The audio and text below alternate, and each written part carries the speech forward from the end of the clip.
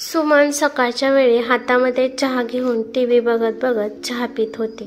तेव्हा दरवाजावरची बेल वाजली. सुमनने जाऊन दरवाजा उघडला तर दरवाजावर तिची कामवाली पारू उभी होती. सुमन पारूला म्हणाली की अगं पारू, तू का आली आहेस? तुला सांगितलं होतं ना आज तुझ्या मुलीचा बर्थडे आहे म्हणून तू येऊ नकोस, तर मग तू का आली आहेस? हा ताई, तुम्ही म्हणाला होता येऊ नकोस, पण एकदा साहेबांना विचारावं म्हणून सकाळी फोन केला तर साहेब म्हणाले की अजिबात सुट्टी घ्यायची नाही, कामावर यायचं म्हणून मी आली आहे. सकाळी लवकर काम करून दुपारच्या वेळी मग मी मुलीसाठी गिफ्ट आणायला जाणार आहे. जर मी नसते आले तर साहेब माझ्यावर आणि तुमच्यावर विनाकारण बरसले असते. असं म्हणून पारू कामाला लागली. पारूला 2 वर्षापूर्वीच तिच्या नवऱ्याने त्या घरी कामाला लावले होते. पारू खूप बोलकी होती. तिच्यासोबत बोलूनच सुमन तिचं दुःख घालवत होती. आज पारूच्या चेहऱ्यावरील चमक सांगत होती की ती किती खुश आहे. बोलत बोलत सुमनने पारूला विचारले की तुझी मुलगी आता किती वर्षाची होणार आहे? पारू हसत म्हणाली की ताई, मुलगी 8 वर्षाची होणार आहे. तिने मला तिच्या बर्थडेसाठी रेड फ्रॉक आणायला सांगितले आहे आणि मी तिच्यासाठी रेड फ्रॉक घेऊन जाणार आहे. शेवटी आपण लेकरांसाठीच कमवत आहोत की मग त्यांना त्यांच्या मनासारखं नको का घ्यायला? पारू म्हणाली की जेवणासाठी काय बनवू? सुमन म्हणाली की तुझ्या मनाने काही पण बनव आणि संध्याकाळचं पण आत्ताच बनव, कारण संध्याकाळी साहेब बाहेरून जेवून येणार आहेत. मी एकटीच घरात जेवणार आहे. त्यामुळे सांगितल्याप्रमाणे पारूने साधं जेवण बनवलं. त्यानंतर सुमन पारूला म्हणाले की साहेबांची खोली व्यवस्थित साफ कर. तुला माहित आहे ना, त्यांना खोलीमध्ये थोडी सुद्धा अस्वच्छता आवडत नाही. ती म्हणाली हो ताई, सगळं काही व्यवस्थित करते. दोघे पण गप्पा मारत बसल्या. बोलता बोलता पारू सुमनला म्हणाली की ताई, तुमच्या लग्नाला किती वर्ष झाले आहेत? सुमन उदास होऊन म्हणाली की उद्या आमच्या लग्नाला 3 वर्ष पूर्ण होतील. म्हणजे ताई, उद्या तुमच्या लग्नाचा वाढदिवस आहे? सुमनने डोक्याने हा म्हणून तिला सांगितले. म्हणजे ताई, उद्या घरात खूप मोठी पार्टी असेल. सुमन म्हणाली नाही नाही, असं काही नाही. का ताई, गेल्या वर्षी तर किती मोठी पार्टी झाली होती, मग या वर्षी होणार नाही का? ताई, तुम्ही किती नशिबवान आहात. तुम्हाला एवढं श्रीमंत नवरा, घरदार, सगळं सुखसुविधा मिळाल्या आहेत. तरी पण असं का तुम्ही तुमचा लग्नाचा वाढदिवस का साजरा करणार नाही? विषय टाळत सुमन पारूला म्हणाली की अगं पारू, माझ्यासोबतच बोलत बसणार आहेस की घरी जाऊन तुझ्या मुलीच्या बर्थडेच्या पार्टीची तयारी करायची नाही का? हा ताई, लक्षातच नाही. मी पण खूप वेडी आहे. एकदा तोंडाचा पट्टा चालू केला तर बंदच करत नाही. असं म्हणून पारू काम झाल्यावर जायला निघाली. परंतु सुमनने तिच्यापाशी काही पैसे पारूच्या हातात दिले आणि म्हणाली यातून तुझ्या मुलीसाठी माझ्याकडून गिफ्ट घे. पारू ते पैसे घेऊन हसून काम करून निघून गेली. त्यानंतर सुमन बसली होती तोपर्यंत तिच्या मोबाईलवर तिच्या सासूचा फोन आला. सुमनची सासू स्वातीताई एक समाजसेविका आहेत. काही कामानिमित्त त्या 15 दिवस बाहेरच्या शहरात गेल्या होत्या. त्या दोघी 2 मिनिट बोलत बसल्या. त्यानंतर स्वातीताई सुमनला म्हणाल्या की हे बघ सुमन, उद्या तुमच्या लग्नाचा वाढदिवस आहे, त्यामुळे एका हॉटेलमध्ये पार्टी अरेंज केली आहे. यावेळेस घरी पार्टी होणार नाही. तोपर्यंत सुमन म्हणाली नाही आई, मला कोणतीच पार्टी वगैरे करायची नाही. सासूबाईने फोन कॉन्फरन्सवर केला होता, याकडे सुमनने लक्ष दिलं नाही. तोपर्यंत स्वातीताई म्हणाल्या बघितलंस का विक्रांत, तुझी बायको काय म्हणत आहे, तिला पार्टी करायची नाही. आपला नवरा लाईनवर आहे हे पाहून सुमन घाबरली आणि अडखळत म्हणाली की म्हणजे माझी जरा तब्येत खराब आहे. सुमनला कळाले होते की हे सगळं सासूबाई मुद्दाम करत आहेत. त्या विनाकारण तिच्याबद्दल आपल्या मुलाचे कान भरत होत्या. विक्रांत रागाने सुमनला म्हणाला की मी तुला विचारत नाही, तर सांगत आहे की उद्या पार्टी आहे आणि तुझ्यासारख्या मूर्ख बाईला विचारून मी कोणतीच पार्टी अरेंज करत नाही. जेवढं सांगितलं आहे तेवढं ऐकायचं. जर नाही ऐकलं तर त्याचा परिणाम काय होतो हे तर तुला माहीतच आहे. उद्या सांगितलेल्या ॲड्रेसवर शांतपणे पार्टीला यायचं. असं म्हणून विक्रांतने फोन ठेवून दिला. एवढे सगळे ऐकून सुमन खूप दुःखी झाली आणि ती तिथेच उदासपणे बसली आणि गेल्या वेळेसची लग्नाची पार्टी तिला आठवू लागली. ती म्हणाली की गेल्या वेळेस विक्रांतने जे काही माझ्यासोबत केलं मी ते कसं विसरू? तसं करतो प्रसंग रोजच घडतो, परंतु त्या दिवशी घरात पाहुणे होते. त्या सर्व पाहुण्यांसमोर छोट्याशा कारणावरून विक्रांतने तिला कानाखाली मारली होती. त्या दिवशी सुमन खूप रडली होती. पाहुण्यातील कोणीच विक्रांतला काही म्हणाले नाही. पाहुणे निघून गेल्यावर सासू सुमनला म्हणाले की नवरा बायकोमध्ये छोटी मोठी भांडणे होतच असतात. सुमनचे मामा मामी पण तिला रडताना बघून निघून गेले. सुमनचे आई वडील लहानपणीच एका दुर्घटनेत तिला सोडून गेले होते. त्यावेळेस सुमन 5 वर्षाची होती. तिच्या मामा मामीने तिला वाढवले होते आणि विक्रांत सोबत तिचं लग्न लावून दिले होते. परंतु आज तिला जे दुःख झालं आहे ते दुःख ती कोणाला सांगू शकत नव्हती. घटस्फोट घेऊन एकटी राहण्यासाठी ती घाबरत होती की समाज काय म्हणेल. तिला सहारा देणार तिच्यापाशी कोणीच नव्हतं. स्वातीताई आणि नवरा विक्रांत तिला छोट्या छोट्या गोष्टीवरून धमकी देत होते. जर तू आमच्याप्रमाणे या घरात नाही वागली तर तुला तोंड लपवायला सुद्धा जागा मिळणार नाही. जे तुला आता जेवायला आणि घालायला कपडे मिळत आहेत ते सुद्धा मिळणार नाही. आणि बदनामी तर सांगायचंच नको, ती तर फार होईल. म्हणजे एवढ्या सगळ्यात फक्त तुझाच तोटा आहे. सुमन घाबरून नवऱ्याचा मार आणि सासूचे टोमणे ऐकत असायची आणि मनातल्या मनातच ती घुसमडत होती. हेच कारण होतं की वारंवार विक्रांत तिच्यासोबत खूपच वाईट वागू लागला. दारू पिऊन येऊन तिला मारणे शिव्या देणे हे नेहमीच होत होतं. हे सगळं आठवून विचार करून तिचं डोकं दुखायला लागलं होतं. संध्याकाळच्या 7 वाजल्या होत्या. डोरबेलचा आवाज आला. सुमनने जाऊन दरवाजा उघडला तर समोर तिचा नवरा विक्रांत उभा होता. त्याला एवढ्या लवकर आलेले पाहून सुमन एकदम घाबरली आणि घाबरल्यामुळे ती विचारू सुद्धा शकत नव्हती की एवढ्या लवकर का आला आहात. त्यानंतर विक्रांतने लगेच तिला जेवण वाढायला सांगितलं.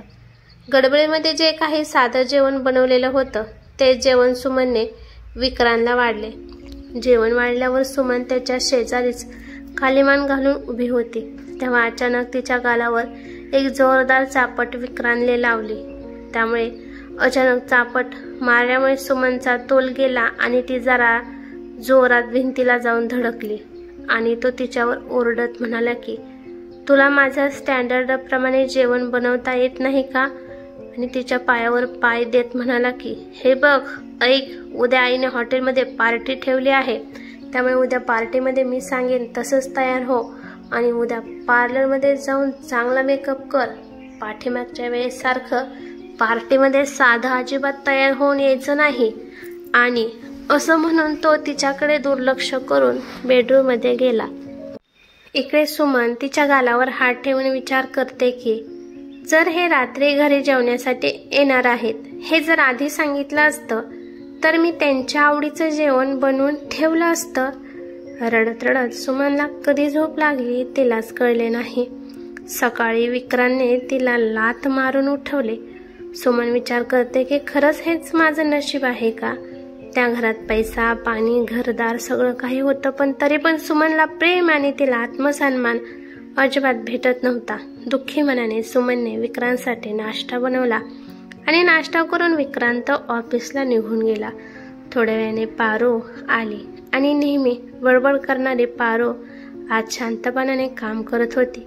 रात्री तिच्यासोबत जे काही घडलं ते विसरून आनंदाने सुमन पारोला म्हणाली की काय झालं आहे पारो, तुझ्या मुलीचा बर्थडे कसा गेला याबद्दल सांगणार नाही का?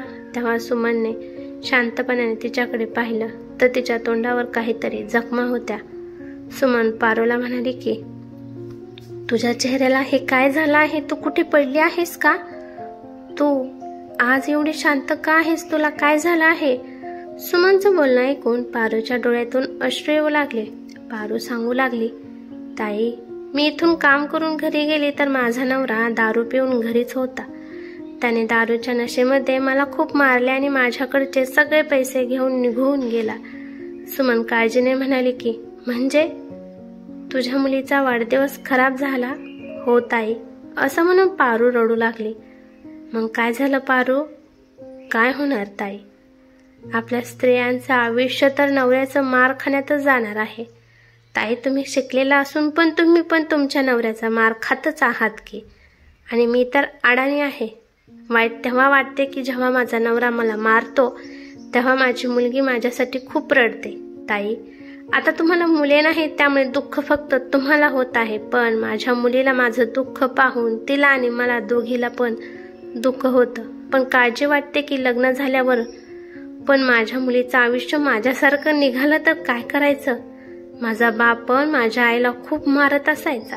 तेव्हा मी आईला म्हणत असायची, आई तुला धाडसी बनावं लागेल. जर तुला प्रेम भेटत असेल तर प्रेम दे, इज्जत भेटत असेल तर इज्जत दे, आणि मार भेटत असेल तर त्याच्या बदल्यात मार द्यायला पाहिजे. आई तू कुठपर्यंत हे सगळं सोसणार आहे. तेव्हा आई माझ्या बोलण्यावर हसत असायची आणि म्हणायची की बाळा हे शक्य नाही. बोलणं आणि करणे यात जमीन आसमानचा फरक आहे. पण ताई खरं तर हे आहे की प्रत्येक लग्न झालेल्या स्त्रीला काही ना काही सोसावे लागत आहे आणि काही स्त्रियांवर अत्याचार होऊन पण गप्पा आहेत. जशा ताई तुम्ही आहात. ताई तुमच्या सुद्धा डोक्याला लागला आहे. मला माहित आहे साहेबांनीच तुमच्यासोबत काहीतरी केलं आहे. मेकअप करून हे तुम्ही डाग घालवू शकाल, परंतु मनावर लागलेले घाव तुम्ही मिटवू शकणार नाही. सुमन आश्चर्याने पारूकडे पाहू लागली. हिला सगळं कसं काय माहित आहे. पारू म्हणाली, ताई असं का पाहत आहात. मला सगळं माहित आहे. मलाच काय इथल्या सगळ्या सोसायटीतल्या बायांना माहित आहे. फक्त कोणी तुम्हाला तोंडावर काही बोलत नाही. पारूचं बोलणं ऐकून सुमन पूर्णपणे चकित झाली होती. आज पारूचं बोलणं सुमनला टोचलं होतं. काम करून पारू तेथून निघून गेली, पण इकडे सुमन काहीतरी विचार करू लागली. तेव्हा तिच्या नवऱ्याचा विक्रांतचा फोन तिला आला आणि म्हणाला, ऐक मी ऑफिसमधून डायरेक्ट हॉटेलवर जाणार आहे. तू पण तयार होऊन ड्रायव्हर सोबत हॉटेलमध्ये तिथे सेलिब्रेशन होणार आहे. सुमनने मनात नसताना हा म्हणून त्याला उत्तर दिलं. संध्याकाळी तयार होऊन सुमन पार्टीच्या ठिकाणी गेली. सगळे पाहुणे आले होते तेव्हा तिथे सुमन पण आली. त्या पार्टीमध्ये खूप श्रीमंत घरातील बाया मेकअप वगैरे करून आल्या होत्या. त्यांच्या चेहऱ्याकडे पाहिल्यानंतर त्याने सुमनकडे पाहिलं तर सुमन खूपच त्याला साधे दिसत होती. तिच्या चेहऱ्यावर त्याला चमक दिसत नव्हती. रागामध्ये विक्रांत सुमनपाशी गेला आणि तिच्या हाताला धरून एका खोलीमध्ये गेला. त्याने तिचा हात खूप घट्ट पकडला होता. ती म्हणाली की माझा हात सोडा, खूप दुखत आहे मला. तुम्हाला अचानक काय झालं आहे. असं पकडून मला इकडे का घेऊन आला आहात. विक्रांतने रागाने सुमनचे केस ओढले आणि म्हणाला की मूर्ख बेअक्कल गावंढळ बाई, मी तुला सांगितलं होतं ना की चांगल्या पार्लरमध्ये जाऊन मेकअप आणि चांगले कपडे घालून ये म्हणून, आणि तू हे काय घातलं आहे. मेकअप पण कसला थर्ड क्लास केला आहे. सुमन म्हणाली की मी खरंच पार्लरमध्ये जाऊन मेकअप केला आहे आणि तुम्ही सांगितलेल्या पार्लरमध्येच मी गेले होते. विक्रांत म्हणाला की लायकीमध्ये राहून माझ्यासोबत बोलायचं, मला उलट उत्तर देण्याचा प्रयत्न करू नकोस. थांब 1 मिनिट, तुझे गुरमीच उतरावतो. असं म्हणून विक्रांत सुमनला मारू लागला, परंतु सुमनने तिचं सगळं बळ एकवटलं आणि त्याचे हात पकडले आणि जसा मौका भेटला तशा 4-5 कानाखाली सुमनने विक्रांतला लावल्या. विक्रांतने लगेचच त्याच्या गालावर हात ठेवला आणि 2 मिनिट शांत बसला. त्याचे डोळे लाल झाले होते आणि रागाने तो सुमनकडे घुरून पाहत होता. आज सुमनने न घाबरता धाडसीने काम केले होते. विक्रांत रागाने तिला काहीतरी म्हणणार होता, पण तिने तोंडावर बोट ठेवला आणि म्हणाली, चुप, एकदम चुप. तुम्ही खूप बोलला मिस्टर विक्रांत, परंतु आज मी बोलणार आहे आणि तुम्ही शांत बसायचं आहे. मी काय तुमची कठपुतली नाही की ज्याप्रमाणे तुम्ही मला नाचवाल. आज नंतर जर माझ्या अंगाला मारण्याचा प्रयत्न केला तर माझ्यासारखे वाईट कोणी नाही. एका मिनिटात होत्याचं नव्हतं करून टाकेल. तुमच्या आणि तुमच्या आईचे असे हाल करेन ना की आयुष्यभर माझं नाव विसरणार नाही. समजलं का मी काय म्हणत आहे. जर सगळ्या पाहुण्यांसमोर तमाशा करायचा नसेल तर शांतपणे बाहेर चला आणि पार्टी अटेंड करा. दरवाजापाशी उभी राहून स्वातीताई गपचीप आपल्या मुलाचं आणि सुनाचं संभाषण ऐकत होत्या. त्या सुमनपाशी आल्या आणि म्हणाल्या की तुझी हिंमत कशी झाली? तू माझ्या मुलाला कानाखाली मारलेस, तू माझ्या मुलाला धमक्या देत आहेस. कदाचित तू विसरले आहेस का की मी कोण आहे? जर आम्ही तुला सोडलं तर तू रस्त्यावर भीक मागत फिरशील. कुणाच्या जीवावर एवढ्या उड्या मारत आहेस? काय मूव्ही नाही, हे खरं आयुष्य आहे. या समाजात घटस्फोट झालेल्या स्त्रियांना कोण मान देत नाही. तुला कळत नाही का तू कोणासोबत दुश्मनी घेत आहेस? सुमन म्हणाली, आदरणीय सासूबाई, तुम्ही तर आज गप्पच बसा.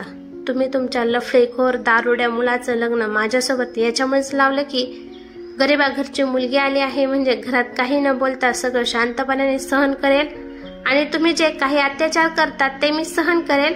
पण आता मी ते सहन करणार नाही. आता गप्प बसण्याची वेळ तुमची आहे. ज्या समाजात तुम्हाला एवढा मान सन्मान आहे तो मान सन्मान उतरवायला मला 1 सेकंद सुद्धा लागणार नाही. जर तुम्ही आणि तुमचा मुलगा माझ्यासोबत कसा वागता आणि माझ्या चेहऱ्यावरील जखम जर त्यांना दाखवली तर तुमची या समाजात काडीची सुद्धा इज्जत राहणार नाही. मग बघा ही खबर पूर्ण भारतात पसरेल की स्वतः समाजसेविका असून घरात आपल्या सुनावर अत्याचार करत आहे. समजत आहे ना मी काय बोलत आहे? आणि तुम्ही काय म्हणाला की घटस्फोट घेणारी स्त्री? एवढं लक्षात ठेवा, घटस्फोट दिल्यावर माझं काही जाणार नाही. तुम्हाला ते गाणं माहीत आहे का? इसमें तेरा घाटा मेरा कुछ नहीं जाता. त्यामुळे तुमच्यासाठी चांगले हे होईल की घटस्फोटाची धमकी मला देऊ नका. कारण माझ्यासोबत कानून आहे आणि न्यायदेवता कधी चुकीच्या माणसाला साथ देणार नाही. मी शांत बसत होते म्हणून तुम्ही माझा खूप फायदा घेतला. मी शिकलेली सवरलेली आजची नारी आहे. त्यामुळे माझ्यासोबत जरा सांभाळूनच राहायचं. आणि तुम्हाला तर सगळे अधिकार तर माहीतच आहेत, हे सांगण्याची काही गरज नाही. हे बघा, काय करायचं आहे ते तुम्ही दोघं शांतपणाने इथे विचार करून सांगा. मी बाहेर जाऊन माझ्या लग्नाच्या वाढदिवसाची पार्टीची एन्जॉय करते. 15-20 मिनिटांनी आपोआपच विक्रांत आणि स्वातीताई खोलीच्या बाहेर आले आणि दोघे पण पाहुण्यांसोबत नॉर्मल बोलू लागले. त्यांची अशी अवस्था पाहून इकडे मात्र सुमनला हसू आले आणि तिने मनातल्या मनात पारूचे आभार मानले. कारण तिच्यामुळेच तिच्या मनात एवढे धाडस आले. म्हणून आज तिने स्वतःसाठी काहीतरी करून दाखवले. ही कथा कशी वाटली ते मला कमेंट करून नक्की सांगा. कथा आवडली तर लाईक शेअर नक्की करा आणि चॅनेलवरती नवीन असाल तर चॅनेलला सबस्क्राईब करा. धन्यवाद.